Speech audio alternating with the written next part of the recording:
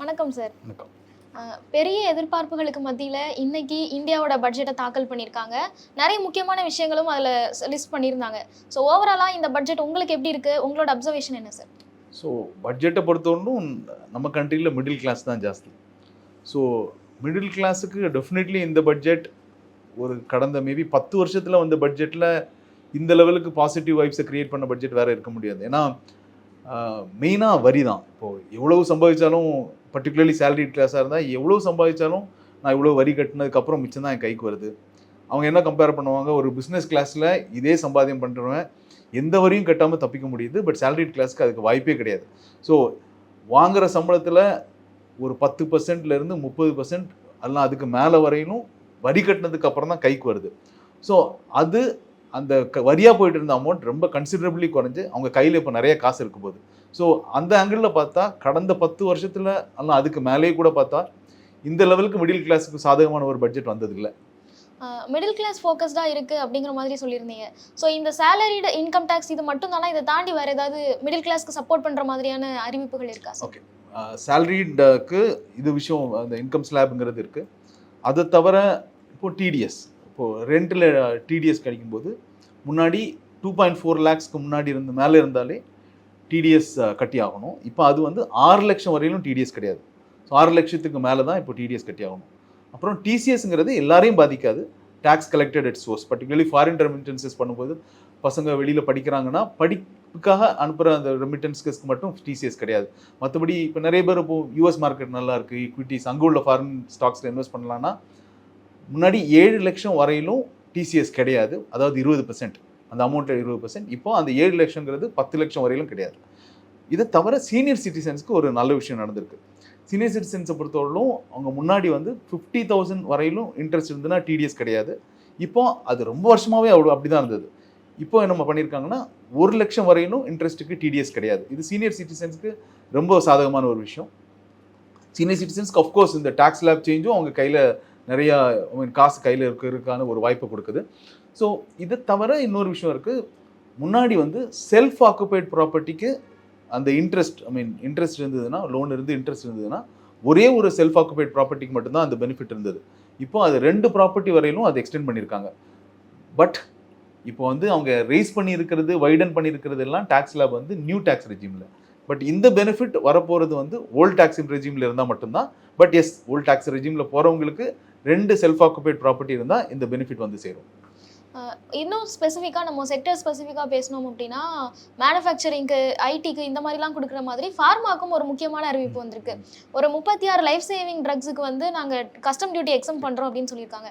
So இது நம்மளோட மார்க்கெட்டில் இல்லை ஃபார்மா ஸ்டாக்ஸில் மொத்தமாக இம்பாக்ட் கிரியேட் பண்ணுமா சார்? கரெக்ட். இப்போது இந்த சைக்கிளுக்கு அப்புறம், மார்க்கெட் விழுந்ததுக்கப்புறம் இருக்கிற செக்டர்ஸில் பார்த்தீங்கன்னா ஐடி, ஃபார்மா, கொஞ்சம் பேங்கிங், இதுதான் கொஞ்சம் வேல்யூவேஷன் வைஸ் கொஞ்சம் அட்ராக்டிவாகவும் ஸ்கோப் ஜாஸ்தியாகவும் இருந்த செக்டர்ஸ்.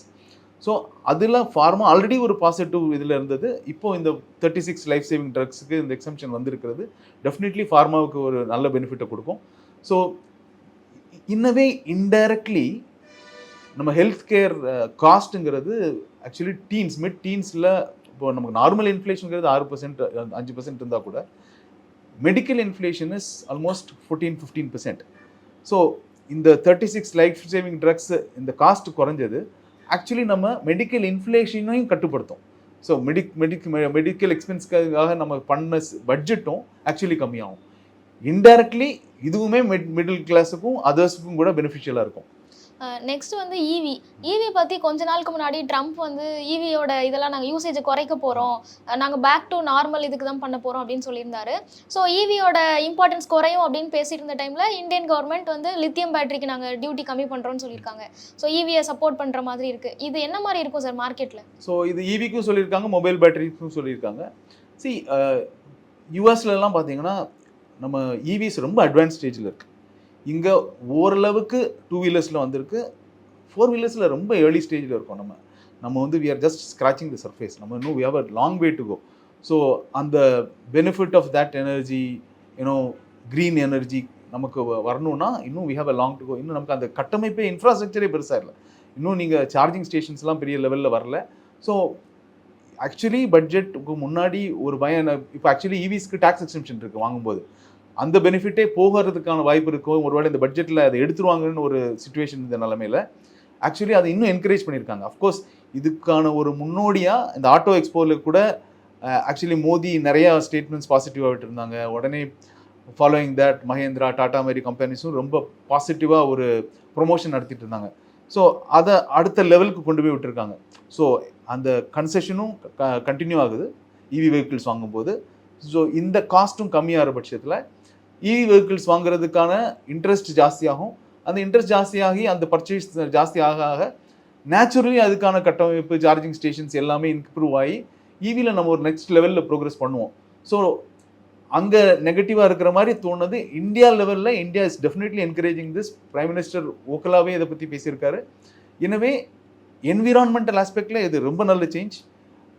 இவியோட கன்சம்ஷன் ஜாஸ்தியாக ஆக சில இடங்கள் நமக்கு அஃப்கோர்ஸ் நெகட்டிவ் நியூஸ் வருது, பேர்ன் ஆகுது, சீக்கிரம் பேட்டரி இதாகுது அப்படிங்கிறது. பிகாஸ் ஒரு சின்ன ப்ரொப்போர்ஷன் தான் யூஸ் பண்ணிட்டு இருக்காங்க. 100 பேர் யூஸ் பண்ணுற இடத்துல 2 ப்ராப்ளம் வந்தால் கூட அது 2%. நம்ம அதே தான் 10,000 பேர் யூஸ் பண்ணுற இடத்துல 2ன்னா அது ரொம்ப சின்ன %. ஸோ இப்போ அது கொஞ்சம் பூதாகரமாக தெரியுது. போய் number of people consuming EV vehicles ஜாஸ்தியாக ஆக இந்த மாதிரி இனிஷியேட்டிவ்னால we will be in a better stage of EV usage. நீங்கள் சொன்ன மாதிரி இந்த இவி செக்டரில் நம்ம இப்போ தான் ஸ்க்ராச்சிங்கில் இருக்கோம். ஸோ இந்தியாவில் இது எவ்வளோ சீக்கிரம் வளரப்போகுது, இல்லை வளருமா இல்லையான்னு கூட நமக்கு தெரியல. அப்படி இருக்கும்போது ஒரு இன்வெஸ்டர் இதை கன்சிடர் பண்ணி இந்த இவி ஸ்டாக்ஸ் இல்லை இவி உற்பத்தி பண்ணுற கம்பெனிஸ் இதெல்லாம் இன்வெஸ்ட் பண்ணலாமா சார்? கண்டிப்பாக பண்ணலாம். அதாவது மேபி ஒரு வருஷத்துக்கு முன்னாடி இருந்த வரையிலும் கூட நிறைய நெகட்டிவ் ஒப்பீனியன்ஸ் இருந்தது இவியை பற்றி. அது ரொம்ப வேகமாக மாறி பாசிட்டிவ் ஒப்பீனியன் தான் நிறையா வந்துட்டுருக்கு. ஏன்னா முன்னாடி அளவுக்கு இப்போ பயம் இல்லை. நிறைய பேர் வாங்குறாங்க. இதோட இம்பேக்ட் டெஃபினெட்லி அந்த இவி சார்ந்த செக்டர்ஸ் கம்பெனிஸில் கண்டிப்பாக இருக்கும். அண்ட் 2031 நிறையா மாருதி மாதிரி கம்பெனிஸ் எல்லாம் முதல்ல ரொம்ப அவங்களோட எஸ்டிமேட் படி ரொம்ப கம்மியான பர்சன்டேஜ் தான் இவி இருக்கும் அப்படின்னு சொல்லிட்டு இருந்தாங்க 2030. பர்டிகுலர்லி இந்த ஆட்டோ எக்ஸ்போக்கு அப்புறமும் அது அரௌண்ட் த டைம் இந்த estimate is Khan to almost 20-30% லெவலுக்கு இவி பெனிட்ரேஷன் 4-வீலர் லெவல்லே இருக்குன்னு சொல்கிறாங்க. அது அப்படிங்கிறது நம்ம இன்னும் 5 வருஷம் தான். நம்மளோட மொத்த யூசேஜில் 30%, 25% வரையிலும் இவி வரப்போகுதுன்னா which means there's going to be a fast impact in the next 5 years. So அதோட இம்பேக்ட் கண்டிப்பாக இந்த ஸ்டாக்ஸில் இருக்கும். மேபி அடுத்த 1 வருஷத்தில் ஏறலாமா இருக்கலாம். ஏன்னா இப்போ இந்த நியூஸ் வந்து ஒரு டெம்பரரி ஏற்றத்தை கொடுக்கும். லாங் டேர்ம் சஸ்டைனபிள் பேசிஸில் நிறைய விஷயங்கள் நடக்கணும். ஆனால் இப்போ வாங்கி ஒரு அடுத்த வருஷம் 5 இயர்ஸ்க்கு வச்சுக்கிற மாதிரி இருந்ததுன்னா இந்த ஸ்டாக்ஸ் மேபி நல்ல பெர்ஃபார்மன்ஸுக்கான வாய்ப்பு இருக்குது. அடுத்தது இன்சூரன்ஸ் செக்டருக்கும் ஒரு முக்கியமான நியூஸ் கொடுத்துருக்காங்க. 100% வரைக்கும் ஃபாரின் டைரக்ட் இன்வெஸ்ட்மெண்ட்டை அலோவ் பண்ணுறோம் அப்படின்னு. ஸோ இது எப்படி ஒரு குட் நியூஸாக எடுத்துக்கலாமா? இதோட இம்பாக்ட்ஸ்லாம் எப்படி இருக்கும் சார்? ஸோ இன்சூரன்ஸுக்கு கொஞ்சம் நெகட்டிவும் நடந்திருக்கு, பாசிட்டிவும் நடந்திருக்கு. அந்த நெகட்டிவ்ங்கிறது எடுத்துக்கிற விதத்தில் தான். அதாவது நிறைய பேர் இப்போ நியூ டேக்ஸ் ரெஜிமில் வந்துருவாங்க. இந்த 12 lakhs வரையிலும் டேக்ஸ் இருக்க போகிறது இல்லை அப்படிங்கிறதுனால நிறைய பேர் இதுக்கு இந்த நியூ டேக்ஸ் ரெஜிமுக்கு வந்துடுவாங்க. நியூ டேக்ஸ் ரெஜிமுக்கு வந்துட்டால் ஏடிசி எக்ஸம்ஷன்ஸ்க்கெல்லாம் வேல்யூ இல்லாமல் போயிடும். ஸோ இன்சூரன்ஸ் நிறைய பேர் வாங்கினது வந்து ஏடிசி எக்ஸம்ஷனுக்காக தான் வாங்கிட்டு இருந்தாங்க. அது நிறைய பேருங்கிறது நம்ம சொன்னால் கூட ஆக்சுவலி ஸ்டாட்டிஸ்டிக்ஸ் என்ன சொல்லுதுன்னா இப்போது அது வந்து ரொம்ப குறைஞ்சிருக்கு. ஒரு 7-8% தான் ஏடிசி எக்ஸம்ஷனுக்காக வாங்குறாங்க அப்படின்னு. ஸோ அந்த ஏடிசி எக்ஸம்ஷனுக்காக வாங்குறவங்க குறையும். ஸோ அது கொஞ்சம் இன்சூரன்ஸ் சேல்ஸை டெம்பரரிலி கொஞ்சம் ஹிட் பண்ணும். ஸோ லாங் டேர்ம் பேசிஸில் இன்னொரு விதத்தில் பார்த்தோம்னா இப்போது இந்த டேக்ஸ் லேப் வைடன் ஆகி நிறைய காசு கையில் இருக்குது. இப்போ 12 லட்சம் டேக்ஸ் இன்கம் டேக்ஸ் லேபில் இருக்கவங்க 12 லட்சத்தில் இருக்கவங்க actually they're going to save almost 80,000 rupees save பண்ண போகிறாங்க. இந்த 80,000 rupees கையில் இருக்கும்போது டேர்ம் இன்சூரன்ஸ் மாதிரி பாலிசி எடுக்காதவங்களுக்கு எடுக்கிறதுக்கான ஒரு வாய்ப்பு இந்த காசு எக்ஸ்ட்ரா காசு கொடுக்குது. ஸோ அது ஒரு பாசிட்டிவ் நியூஸ். அடுத்த பாசிட்டிவ் ஆக்சுவலி இந்த எஃப்டிஐ இப்போ இருக்கிற கம்பெனிஸ்க்கு ஒரு சின்ன பதட்டம் இருக்கலாம். சிலவங்களுக்கு காம்படிஷன் வரப்போகுது, ஃபாரின் இன்வெஸ்டர்ஸ் நிறைய பேர் வர போகிறாங்க, அவங்களோட காம்படிஷனை நம்ம சமாளிக்கணும் அப்படிங்கிற ஒரு அச்சம் இன்சூரன்ஸ் கம்பெனிஸ்க்கு இருந்தாலும் கூட கன்சியூமர்ஸை பொறுத்தவரைக்கும் சரி, இண்டஸ்ட்ரியை பொறுத்தவரைக்கும் சரி, இது ஒரு ரொம்ப பாசிட்டிவான நியூஸாக இருக்க போகுது. ஏன்னா எப்போல்லாம் ஃபாரின் இன்வெஸ்டர்ஸ் உள்ளே வந்திருக்காங்களோ right from FMCG to investments mutual funds வரையிலும் எப்போல்லாம் அவங்க வந்திருக்காங்களோ அவங்க ஃபாரின் குளோபலி இருக்கிற பெஸ்ட் ப்ராக்டிசஸ் உள்ள கொண்டு வந்திருக்காங்க. பயங்கர எத்திக்கல் பிஸ்னஸ் ஸ்டாண்டர்ட்ஸ் அண்ட் ப்ராசஸஸை கொண்டு வந்திருக்காங்க.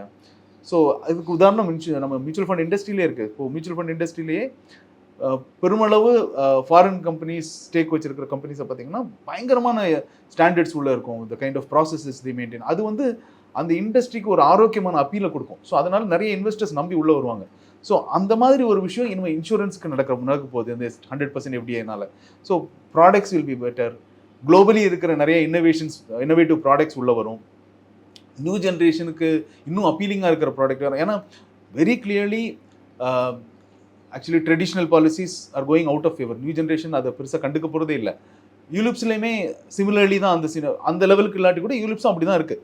ஸோ இன்னமும் டேர்ம் இன்சூரன்ஸ் கஸ்டமர் ஃப்ரெண்ட்லி, இன்வெஸ்டருக்கு ரொம்ப ஆதாயமாக இருக்கிற ப்ராடக்ட்ஸ் மட்டும்தான் இன்னமும் போக போகுது.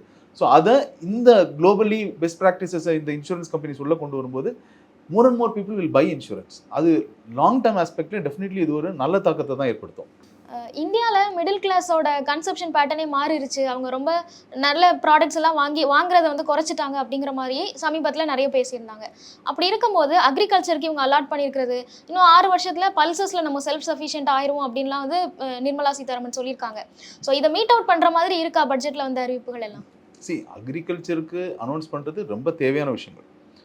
கன்சம்ஷன் பேட்டர்னை பொறுத்தவரையிலும் ரொம்ப சாஃபிஸ்டிகேட்டட் ப்ராடக்ட்ஸில் கன்சம்ஷன் நிறைய போயிட்டுருக்கு. ரைட் ஃப்ரம் கேட்ஜெட்ஸ்லாம் பெரிய லெவலில் கன்சம்ஷன் ஆகிட்டுருக்கு. ஸோ யூ டேக் மொபைல், லேப்டாப்பில் அந்த மாதிரி இப்போ பர்டிகுலர்லி கோவிடுக்கு அப்புறம் டூரிசம். ஸோ இந்த மாதிரி லெஷர், என்டர்டெயின்மெண்ட், எக்ஸ்பீரியன்ஸ், இதுக்கு நிறைய கன்சம்ஷனுக்கு காசு போயிட்டுருக்கு. ஸோ எப்படி பார்த்தாலும் அக்ரிகல்ச்சருக்கு பண்ணியிருக்காங்க. பட் டேக்ஸ் மட்டுமே மொத்தத்தில் இருக்கிற இந்தியாவோட கடன் பழு 1 லட்சம் கோடிக்கு குறையுது. இந்த எக்ஸம்ஷன் வைடன் பண்ணதுனால 1 லட்சம் கோடிக்கு குறையுது. விச் மீன்ஸ் 1 லட்சம் கோடி முன்னாடி முதலீட்டாளர்கள் கையில், பிரஜைகள் கையில் இல்லாத இருந்த 1 லட்சம் கோடி இப்போ கையில் வருது. ஸோ அது என்னதான் அக்ரிக்கு பண்ணாலும் ஆக்சுவலி இன்கம் டேக்ஸ் அசஸீஸ்க்கு இது ஒரு பெரிய ஒரு அட்வான்டேஜ். நீங்கள் கேட்ட கேள்வியில் ஒரு முக்கியமான விஷயம் இருக்குது. கன்சம்ஷன் நடக்கும், ஆனால் சேவிங்ஸ் நடக்கணும். ஓல்டு டேக்ஸ் ரெஜிமில் சேவிங்ஸ்க்கான மோட்டிவேஷனும் ஸ்கோப்பும் இருக்குது. ஏன்னா உங்களுக்கு எக்ஸம்ஷன் கிடைக்கும். நியூ டேக்ஸ் ரெஜிமில் நிறைய காசு மிச்சம் ஆகும், ஆனால் சேவ் பண்ணுறதுக்கான எந்த மோட்டிவேஷன் கிடையாது. ஏன்னா எக்ஸம்ஷன் கிடையாது. நீங்கள் இன்சூரன்ஸில் பண்ணால் எதுவும் ETC கிடையாது, ELSSல பண்ணால் எதுவும் கிடையாது, வீடு வாங்கினா உங்களுக்கு அதில் EMIக்கு எந்த பெனிஃபிட்டும் கிடையாது. ஸோ இந்த ப்ராடக்ட் எல்லாம் நல்ல ப்ராடக்ட்ஸ். ஸோ எக்ஸம்ஷன் இல்லாதனால இந்த ப்ராடக்ட்டை வாங்காமல் போயிடக்கூடாது, மொத்தமும் கொண்டு செலவு பண்ணிடக்கூடாது. கன்சம்ஷன் நல்லாவே நடக்கும். ஆக்சுவலி இந்த ரீசெண்ட் மந்த்ஸில் அர்பன் கன்சம்ஷன் மோசமாக இருந்தது. அஃப்கோர்ஸ் இது ஒரு பாசிட்டிவ் நியூஸ். இது அப்படியே அந்த நியூஸை அந்த நெகட்டிவ் நியூஸை இது கவர் பண்ணிடும். It is going to create a positive impact. ஆனால் கண்டிப்பாக கன்சம்ஷனுக்கான காசு கையில் இருக்க போகுது. கன்சம்ஷனையும் சேவிங்ஸையும் பேலன்ஸ் பண்ணணும். ஏன்னா இங்கே நடக்கிற இப்போது ட்ரெண்டில் இருக்கிற கன்சம்ஷன் வந்து மோஸ்ட்லி அன்ப்ரொடக்டிவ் ஸ்பெண்டிங்கில் தான் போயிட்டுருக்கு. நான் சொன்ன மாதிரி கேட்ஜெட்ஸ், டூரிசம், என்டர்டெயின்மெண்ட், எக்ஸ்பீரியன்ஸ் இதில் போயிட்டுருக்கு. ஸோ இதெல்லாம் உங்களுக்கு ஒரு வெல்த்தையும் க்ரியேட் பண்ண போகிறதில்ல. அந்த வெல்த்தை க்ரியேட் பண்ணுறதுக்கு சேவிங்ஸையும் இன்வெஸ்ட்மெண்ட்டையும் பண்ணணும். அது வந்து முன்னாடி கவர்மெண்ட் இன்டைரக்டாக அந்த எக்ஸம்ஷன்ஸ் மூலமாக ஒரு கட்டுப்பாடை கொண்டு வந்தது. இப்போ சுய கட்டுப்பாடு தான், வேறு வழியே கிடையாது. கோல்டு, இந்தியாவில் கோல்டோட ப்ரைஸ் வந்து ரொம்ப ஹிஸ்டாரிக்கல் ஹை அப்படின்னு பார்த்துட்டு இருக்கோம். ஸோ டேரெக்டாக நம்ம கஸ்டம் டியூட்டியை கம்மி பண்ணுறதோ இல்லை சாவரின் கோல்ட் பாண்ட் மாதிரி ஏதாவது வரும்னு எக்ஸ்பெக்ட் பண்ணோம், ஆனால் அது எதுவுமே வரல. ஸோ கோல்டோட ப்ரைஸு குறையிறதுக்கு வாய்ப்பு இருக்கா? இன்டெரக்டாக அந்த ஏதாவது ஒரு நியூஸ் இருக்கா சார் பட்ஜெட்டில்? கோல்டு கடந்த 2-3 மாதத்தில் இறக்கத்தையும் ஏற்றத்தையும் பார்த்துருக்கு. அஃப்கோர்ஸ் 2 இயர் பேசிஸில் நல்லாவே ஏறி இருக்கு. லாஸ்ட் இயர் ரொம்ப நல்லாவே பண்ணியிருக்கு. மேபி மோஸ்ட் அசெட் கிளாஸஸ் அது பீட் பண்ணியிருக்கு. அதே லெவலில் நம்ம இன்னும் எதிர்பார்க்க முடியாது. ஏன்னா கோல்டு கொஞ்சம் ஈக்விட்டி மார்க்கெட்டோட கன்சாலிடேஷன் மாதிரி கோல்டும் ஒரு கன்சாலிடேஷன் ஃபேஸுக்கு வந்துருச்சு. ஆனால் இன்னொரு விஷயம் இருக்குது. இந்த சேவ் ஆகிறது இல்லையா இன்கம் டேக்ஸில், நார்மலி இந்தியன் இன்வெஸ்டர்ஸ்க்கு, இந்தியன் கன்சியூமர்ஸ்க்கு கோல்டு மேலே உள்ள ஈர்ப்பு இருக்குது. ஸோ இந்த சேவிங்ஸ் ஒரு டீசென்ட் அமௌண்ட் கோல்டுக்கு போகிறதுக்கான வாய்ப்பு இருக்குது. ஸோ அது ஜுவல்லரிக்கு போச்சுன்னா எப்படியும் கோல்டு டிமாண்ட் ஏறத்தான் போகுது. ஸோ நம்ம என்னதான் சொன்னாலும் கோல்டோட மொமெண்டம் கொஞ்சம் அப்பீட்டாக இருக்கிறதுக்கான வாய்ப்பு நிறைய இருக்குது. ஆனால் இன்வெஸ்டர்ஸ் கொஞ்சம் ஜாக்கிரதையாக பண்ணணும். போன வருஷம் இந்த மாதிரிலாம் ரிட்டர்ன் வரும்னு சொல்லி நம்ம கண்மூடித்தனமாக போகக்கூடாது. பட் இப்போதைக்கு இருக்கிற short term reason, particularly the budget orient reason, கோல்டுக்கும் சாதகமாக தான் இருக்க போகுது. ஸோ அது as of no at least short to medium term கோல்டுக்கு அது பாசிட்டிவாக தான் இருக்கணும். அப்புறம் ஷேர் மார்க்கெட் ஒரு 4 மாசத்துக்கு மேலேயே பயங்கர கரெக்ஷன்ஸ்ல தான் இருந்தது. ஸோ பட்ஜெட்டுக்கு அப்புறமாவது இது திருப்பியும் வந்து மார்க்கெட்டை ஒரு ஹை ட்ரெண்டுக்கு போகுமா அப்படிங்கிற எக்ஸ்பெக்டேஷன்ஸ்லாம் இருந்தது. ஸோ அதுக்கான பாசிபிலிட்டிஸ் இருக்கா சார் பட்ஜெட்டில்? இன்னைக்கு மார்க்கெட் இந்த நியூஸுக்கு எந்த லெவலுக்கு பாசிட்டிவாக ரியாக்ட் பண்ணுமோ அந்த அளவுக்கு ரியாக்ட் பண்ணலை. ஆக்சுவலி மார்க்கெட் இறங்குமுகமாக போய் அப்புறம் கவர் ஆச்சு. கவர் மட்டும்தான் ஆச்சு, ஒரு பெரிய பாசிட்டிவ் ட்ரெண்ட் எல்லாம் இல்லை. இதில் 2 விஷயம். இப்போ ஒருவேளை இது அபரிமிதமாக இன்னைக்கு ஏறி இருந்ததுன்னா இது சஸ்டெயின் ஆகிறதுக்கான வாய்ப்பும் கம்மி தான். சரி, ஒரு பட்ஜெட் அனௌன்ஸ்மெண்ட் மட்டுமே எல்லாத்தையும் பண்ணிடாது. நெக்ஸ்ட் இம்ப்ளிமெண்டேஷன்ஸ், இது எங்கெங்கே போக போகுது, இந்த மிச்சம் ஆகிற காசு எங்கே ப்ரொடக்டிவாக போக போகுது அப்படிங்கிற ஒரு ட்ரெண்டை கார்பரேட் ஏர்னிங்ஸில் தெரிய ஆரம்பிச்சிடும். ரொம்ப முக்கியமான இப்போ சொல்லப்போனால் இப்போ கன்சம்ஷன் ட்ரெண்டை நிர்ணயிக்கிறதுல கார் சேல்ஸ் ஒரு முக்கியமான பங்கு வகிக்குது. Car sales has been very bad actually இந்த லாஸ்ட் 2-3 months முன்னாடியே கம்பேர் பண்ணும்போது. மாருதி மாதிரி கம்பெனிஸ் நல்ல ரிசல்ட்ஸை கொடுத்துருந்தாலும் the sales numbers are actually declining. But இந்த கன்சம்ஷன் ஸ்டோரி இந்த பட்ஜெட் வந்து கார் சேல்ஸ் எல்லாம் மோட்டிவேட் பண்ணுறதுக்கான ஒரு பட்ஜெட். ஸோ சிமிலர்லி இது வந்து எக்ஸிக்யூஷன் வைஸ் இது கம்பெனிஸோட ரிசல்ட்ஸில் ரிஃப்ளெக்ட் பண்ணும்போது மார்க்கெட் சஸ்டெயின் ஆகி கொஞ்சம் மேலே போகிறதுக்கான வாய்ப்பு இருக்குது. பட் ஜஸ்ட் இந்த பட்ஜெட் அனௌன்ஸ்மெண்ட் மட்டுமே மார்க்கெட்டை முன்னாடி கொண்டு போயிடாது. ஏன்னா இப்போது இருக்கிற மார்க்கெட் ட்ரெண்டோட ரீசன்ஸ் வேல்யூவேஷன்ஸும் ஒன்று.